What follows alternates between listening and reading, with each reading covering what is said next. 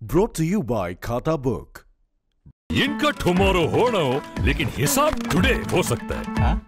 कैसे? भाई खाता आउट करो, खाता बुक डाउनलोड करो, ये ऑटोमेटिकली हिसाब करे, उधारी वापस लाए फटाफट। भेज दिया उसको हिसाब। खाता बुक, बिजनेस हुआ इजी।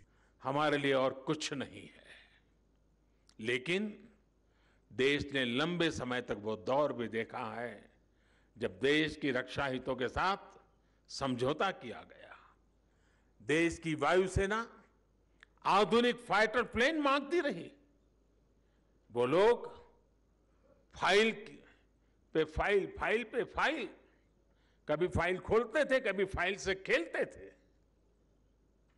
गोला बारूद हो, आधुनिक राइफलें हो, बुलेट प्रूफ जैकेट्स हो, कड़ाके की ठंड में काम आने वाले उपकरण और अन्य सामान हो, सब कुछ ताक पर रख दिया गया था। एक समय था जब हमारी ऑर्डिनेंस फैक्ट्रियों की ताकत अच्छे अच्छों के होश उड़ा देती थी, लेकिन देश की ऑर्डिनेंस फैक्ट्रियों को अपने हाल पर छोड़ दिया गया।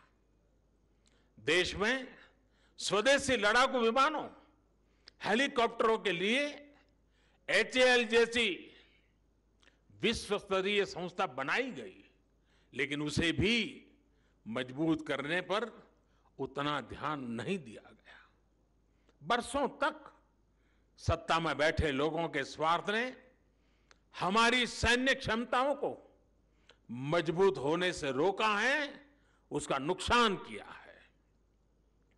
जिस तेजस लड़ाकू विमान पर आज देश को गर्व है, उसे भी इन लोगों ने डिब्बे में बंद करने की तैयारी कर ली थी। ये थी इन लोगों की सच्चाई, ये है इन लोगों की सच्चाई। साथियों, अब आज देश में ये स्थिति बदल रही है।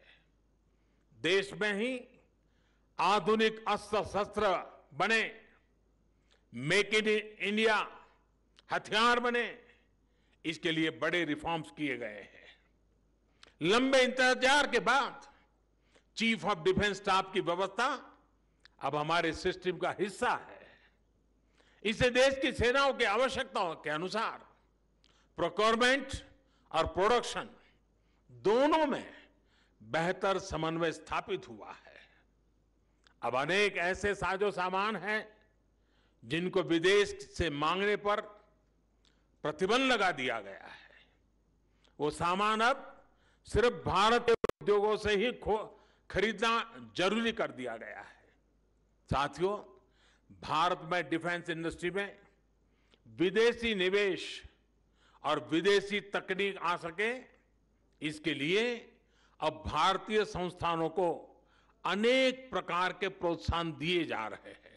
सर्दी के मौसम में उन तक रसद पहुंचाना हो, उनकी रक्षा से जुड़े साजो सामान हो, वो आसानी से पेट्रोलिंग कर सकें, इसके लिए सड़कों का जाल बिछाया जा रहा है। साथियों, देश की रक्षा जरूरतों, देश की रक्षा करने वालों की जरूरतों का ध्यान रखना, उनके हितों का ध्यान रखना हमारी सरकार की सर्वोच्च प्राथमिकता में से एक है। हिमाचल प्रदेश के हमारे भाइयों बहनों को आज भी याद है कि वन रैंक वन पेंशन को लेकर पहले की सरकारों का क्या बर्ताव था। 4 दशकों तक हमारे पूर्व फौजी भाइयों को सिर्फ वायदे ही किए गए, कागजों में सिर्फ 500 करोड़ रुपए दिखाकर ये लोग कहते थे कि वन रैंक वन पेंशन लागू करेंगे, लेकिन किया फिर भी नहीं। आज वन रैंक वन पेंशन का लाभ देश के लाखों पूर्व फौजियों को मिल रहा है।